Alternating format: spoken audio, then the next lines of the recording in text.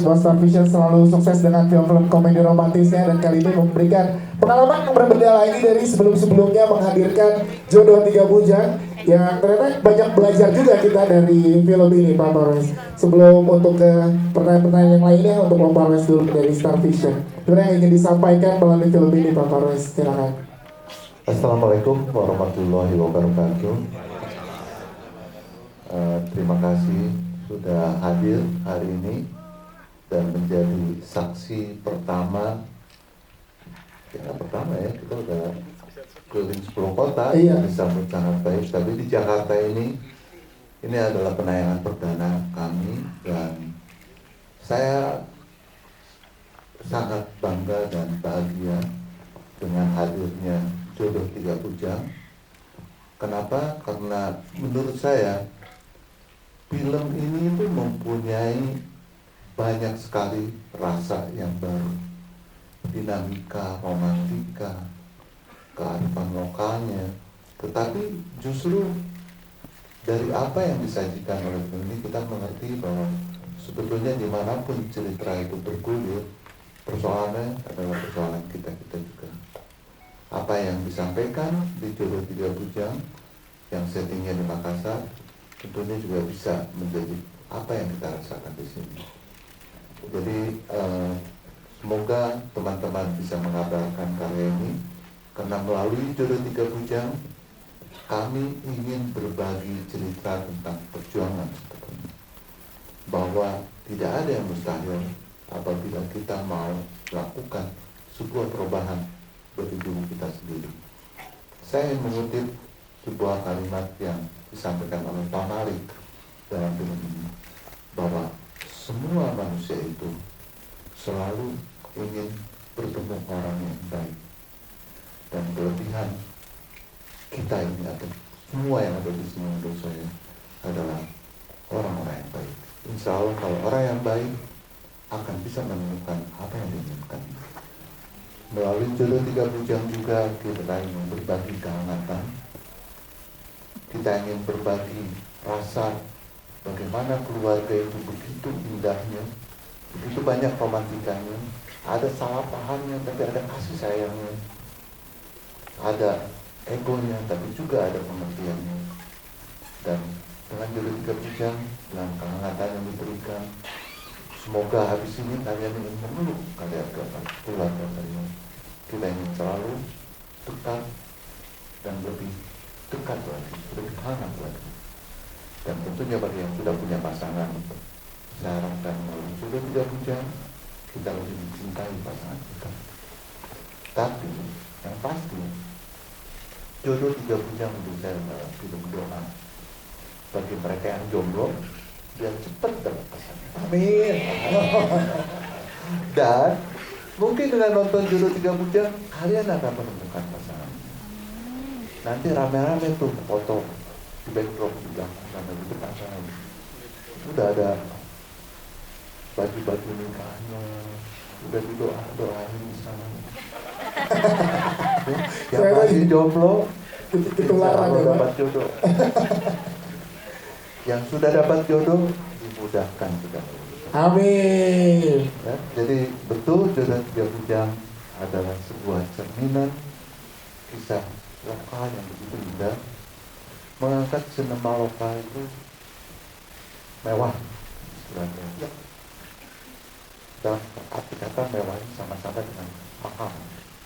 Lebih sulit daripada film-film di Korea, di Amerika, di New York, banyak kota-kota lain, Belanda, New Zealand, harus yang berbeda film di luar sana.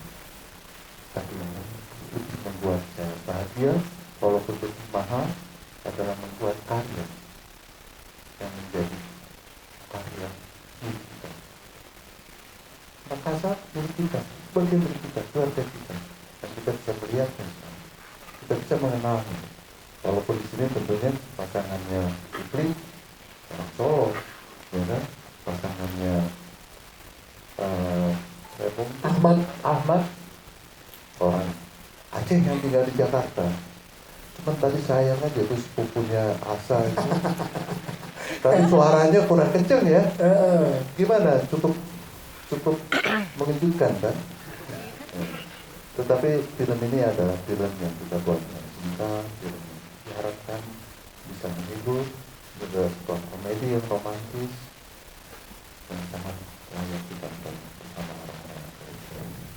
Ya, terima kasih Bapak Jan Parwes buat Bapak teman-teman. Namun sebelum ke yang lain Bapak Parwes, sedikit lagi ke Bapak Parwes. Ini kan juga menariknya di film Jodoh Tiga Bujang ini ada sutradara kita yang adalah debut untuk film fiksi panjang pertamanya, yaitu Mas Arvan Sabran. Dan yang seperti kita tahu, Star Vision selalu berani untuk melahirkan sineas-sineas baru untuk terjun ke industri film di Indonesia. Bapak Parwes, ini keputusan yang luar biasa. Ada pertimbangan khusus Bapak Parwes percayaan ini? Ya, sebetulnya Star Vision itu banyak sekali menghadirkan, bukan melahirkan ya, menghadirkan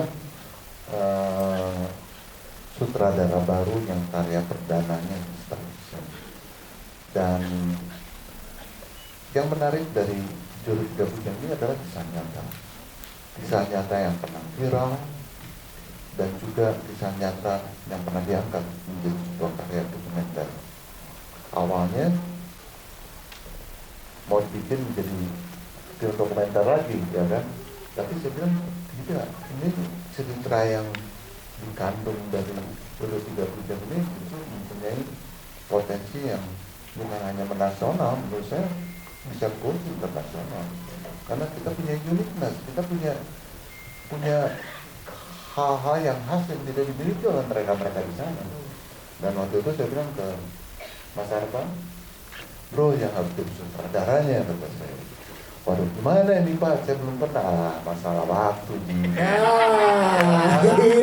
Tidak ada yang mustahil dalam hidup itu, pasti ada waktunya, pasti ada saatnya. Kata-kata beliau ini, ya kan, kalau Tuhan sudah menghendaki, yang akan terjadilah. Ya, kun fayakun. Ya. Jadi ya semoga banyak pelajaran berharga dari karya ini, dan tepuk tangan tentunya buat Mas Arvan. Gimana karya perdananya? Keren ya? Lulus kan? Ya. Approve. Ya, saya udah approve. Ya, insya Allah teman-teman di tanah air pun approve. Amin. Terima kasih Bapak Parwes untuk penjelasannya. Kita ke produser eksekutif kita dari Raya Flix, ada Putih. Kak Putih, ini menarik, masalah yang penting banget bagi Raya Flix karena memproduksi film bersama dengan Star Vision. Kita boleh dijelaskan ke teman-teman media yang membuat Raya tertarik untuk terlibat di film ini, dan juga mungkin bisa dikenalkan ke teman-teman media dengan Raya Flix ini. Silakan Kak Putih. Assalamualaikum warahmatullahi wabarakatuh. Buat kita merasa saya mungkin sudah bekerja sama cukup lama juga dengan Star Vision. Mungkin di film ini adalah film pertama kita juga yang terlibat secara langsung menjadi partner gitu ya dalam film ini. Saya mungkin sangat senang ya dengan film-film Star Vision yang selalu menghadirkan sesuatu yang punya corak baru, tapi juga secara isu kita sama-sama tahu bahwa ini tuh sangat universal gitu ya. Kita tahu bahwa situasi remaja yang menginjak dewasa adalah situasi ketika dia punya tanggung jawab untuk memilih sesuatu, dia punya tanggung jawab untuk menentukan hidupnya yang baru dan seterusnya. Nah, dalam hal ini kita diingatkan, kita mendengar banyak sekali pesan dari Pak Malik ya. Itu adalah hal-hal yang anak zaman sekarang, anak-anak muda yang sudah mendapatkan kesempatan untuk memilih, itu sesuatu hal yang paling dibutuhkan gitu. Sehingga saya merasa film ini bukan hanya tentang satu dan lain hal, tapi menurut saya film ini bisa sangat dinikmati oleh banyak orang. Selain mungkin menghibur, selain mungkin kita senang menontonnya, tapi ini juga menjadi sebuah film yang penting untuk sama-sama kita bisa terlibat dalam film ini. Mungkin itu. Siap, terima kasih Kak Putih.